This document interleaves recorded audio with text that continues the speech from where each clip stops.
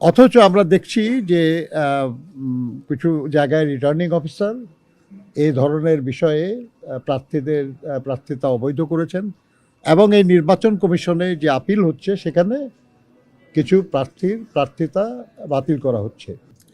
আমরা মনে করি যে যারাই এই নির্বাচনকে বিঘ্নিত করার জন্য এটাকে কারচুপি করার চেষ্টা করছে তাদের বিরুদ্ধে যেন আইন অনুযায়ী কার্যকর ব্যবস্থা নেওয়া হয়।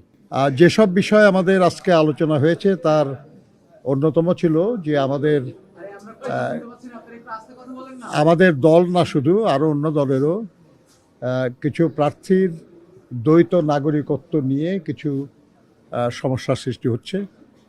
আমরা বিস্ময়ের সাথে লক্ষ্য করছি যে দেশের সংবিধানে যেখানে বলা আছে যে কেউ যদি নাগরিকত্ব পরিত্যাগ করে তাহলেই তিনি নির্বাচনের জন্য যোগ্য হবেন। এটা ইংরেজিতে বলা আছে গিভস আপ, যদি পরিত্যাগ করে তাহলেই সে নির্বাচনের জন্য যোগ্য হবে।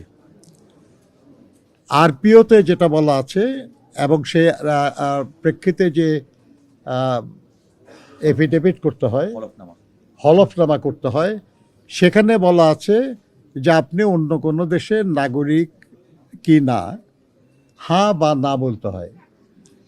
এবং সেখানে এটাও বলা আছে যে নির্বাচনের জন্য যে নমিনেশন পেপার সাবমিট করতে হয় তার সঙ্গে যেসব বিষয়ে প্রত্যয়নপত্র কিংবা প্রমাণ সাবমিট করতে হয় নথি, সেখানে এই নাগরিকত্বের ব্যাপারে কোনো নথি সাবমিট করার কোনো কথা বলা নাই। অথচ আমরা দেখছি যে কিছু জায়গায় রিটার্নিং অফিসার এই ধরনের বিষয়ে প্রার্থীদের প্রার্থিতা অবৈধ করেছেন এবং এই নির্বাচন কমিশনে যে আপিল হচ্ছে সেখানে কিছু প্রার্থীর প্রার্থিতা বাতিল করা হচ্ছে। এটা আমাদের দলের নাও হতে পারে, এটা অন্য কোনো দলের হতে পারে, কিন্তু আমরা মনে করি যে আইন সবার জন্যই সমান হবে এবং আইন যা বলে, দেশের সংবিধান যা বলে সেটাই হওয়া উচিত। আমরা শুনেছেন যে ইতিমধ্যে অন্য একটি দল জামাত ইসলামের 2 জন প্রার্থী বাতিল করা হয়েছে। আমরা মনে করি যে রিভিউ সবার জন্যই হওয়া উচিত, তাদেরও হওয়া উচিত। তারা অন্য দল বললে তাদের জন্য অন্য বিবেচনার কোনো সুযোগ নাই। তো আমরা বলেছি তাদেরকে যে বিষয়টাকে জটিল করার কোনো অবকাশ নাই, কোনো সুযোগ নাই কারো। সংবিধানে যা বলা থাকে তার চেয়ে বেশি কিছু বলার অধিকার কোনো আইন বা কোনো কিছুর নাই। এই জন্য আমরা তাদেরকে অনুরোধ করেছি যে এই বিষয়ে যেন জটিলতার সৃষ্টি করা না হয়। মনে রাখবেন আপনারা যে এর মধ্যে অনেক প্রার্থী আছেন যাদেরকে গত 15-16 বছরের দুঃশাসনের আমলে দেশ ত্যাগ করতে হয়েছিল এবং সেসব জায়গায় তাদেরকে বছরের পর বছর থাকতে হয়েছে।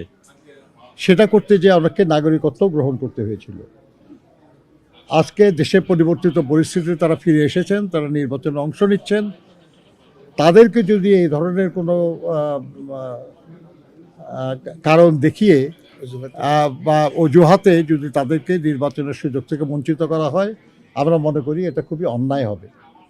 এটা একটা প্রতিযোগিতামূলক যে সুষ্ঠু নির্বাচনের আমরা প্রত্যাশা করি, যে নির্বাচনের জন্য আমরা অপেক্ষা করছি, সেটা বাধাগ্রস্ত করবে বলে আমরা মনে করি।